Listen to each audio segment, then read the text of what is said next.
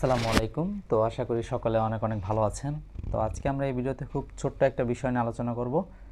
তো সেটা হচ্ছে খাদ্য অধিদপ্তরের 1377 যে পরীক্ষাটা, সেটা সার্কুলার 23 সালের অক্টোবর নভেম্বর মাসে দিয়েছিল, সেটার পুনর্বিজ্ঞপ্তি দিবে কিনা বা পরীক্ষা কবে হতে পারে এবং মানবন্টন সাথে ছোট্ট একটা সাজেশনমূলক কথাবার্তা যে কীভাবে আপনি প্রস্তুতি নেবেন। তো প্রথমে বলে রাখি যে 1377 পদের খাদ্য অধিদপ্তরের যে পরীক্ষাটা, এটার কিন্তু কোনো ধরনের পুনর্বিজ্ঞপ্তি দেওয়ার কোনো সম্ভাবনা নাই। যেটা সমাজসেবা অধিদপ্তরের ইউনিয়ন সমাজকর্মী পদের পরীক্ষাতে দেওয়া হয়েছিল, আন্দোলনের আগে সার্কুলারটা দিয়েছিল এবং পরবর্তীতে আন্দোলনের পরে তারা একটা পুনর্বিজ্ঞপ্তি দিয়েছিল কিন্তু। তো অনেকে বলছিলেন খাদ্যটা দিবে কিনা জানুয়ারি মাসে। বিষয়টা হচ্ছে খাদ্যের ওরকম কোনো পুনর্বিজ্ঞপ্তি দিবে না। এটার কারণ হচ্ছে যে কারণটার সাথে আমি খাদ্যের পরীক্ষাটা কবে হতে পারে এটাও আমি বলে দিব। এর কারণ হচ্ছে কিছুদিন আগে তারা এই 1377 পদের প্রায় অ্যাপ্লাই করেছে হচ্ছে প্রায় 9 লাখ 10 লাখ 9 লাখ মতো স্টুডেন্ট পরীক্ষার্থী।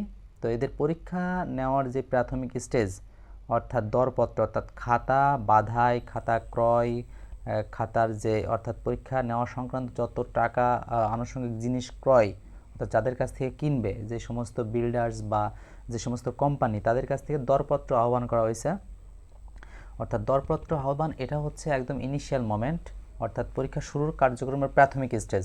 অর্থাৎ এরপরে বিভিন্ন ধরনের খাতাপত্র মানে পরীক্ষার খাতা কেনা হবে, যে সমস্ত কোম্পানি তাদের দরপত্র দিবে এবং তাদের ভিতর থেকে যে কোনো একটা কোম্পানিকে দেওয়া হবে।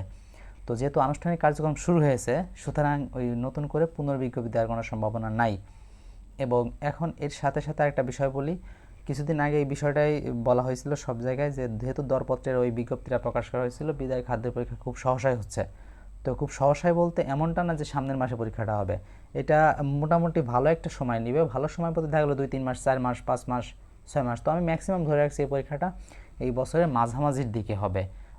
আপনারা যে যাই বলেন, গালাগালি দিন আর যাই দিন, আমার এটা ব্যক্তিগত মতামত আমি বললাম। তো সেই হিসেবে আপনারা অনুমান করে নিতে পারেন। আমার ব্যক্তিগত মতামত এই পরীক্ষাটা মূলত এই বছরের মাঝামাঝি হতে পারে, কারণ এটা এটার ভিতর আরও অনেক কাজ থাকে। ঠিক আছে, সব কাজ সম্পূর্ণ করতে ভালো একটা টাইম লাগে এবং যেহেতু এত বড় একটা সার্কুলার পরীক্ষা, তো বিশেষ করে সবচেয়ে হাই ডিমান্ডেবল যেই পোস্টটা, সেটা হচ্ছে সহকারী উপখাদ্য পরিদর্শক আর হচ্ছে উপখাদ্য পরিদর্শকের পরীক্ষাটা। তো এখন থেকে আপনারা মোটামুটি ভালো একটা প্রিপারেশান নিতে পারেন। আমি এই সাথে খাদ্যের যে মানবন্টনটা সেটাও বলে দেই। খাদ্যের মানবন্টনে কী ছিল, 100 নম্বর টোটাল এমসিকিউ পরীক্ষা হয়। এর ভিতর 30 নম্বর ছিল বাংলা, ইংরেজিতে 30, গণিতে 20 এবং সাধারণ জ্ঞানে 20 নম্বর। তো টোটাল 100 নম্বর পরীক্ষা এবং 50-এর উপর পাইলে মোটামুটি আপনি ভাইভাতে ডাক পাবেন। এবং এটার আছে, ওনারা দেখা গেলো সর্বোচ্চ মার্কস থেকে ওনারা একটা হিসাব করে যে আমি এতজনকে নিব, সর্বোচ্চ মার্কস থেকে ওই হিসাবটা করা হয় এবং ওরা নিজেদের মতো করে নেয় আর কি। সেই সব ভালো একটা নম্বর পাইলে আপনি চাকরিটা পেতে পারেন। এবং পরবর্তীতে আমি যদি লিখিত পরীক্ষা টিকেন, পরবর্তীতে ভাইবা অনুষ্ঠিত এবং ভাইবা হচ্ছে 10 নম্বর।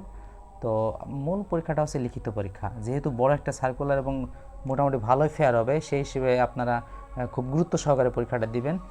এবং বাংলা, ইংরেজি, গণিত, সাধারণ জ্ঞানের এই সাবজেক্টগুলোর যে বেসিক বইগুলো আছে, সেই বেসিক বই থেকে মোটামুটি পড়বেন, সাথে পাশাপাশি প্রশ্ন ব্যাংকগুলো সলভ করতে পারেন। তো প্রস্তুতির ভিডিও আসবে, সাথে থাকবেন।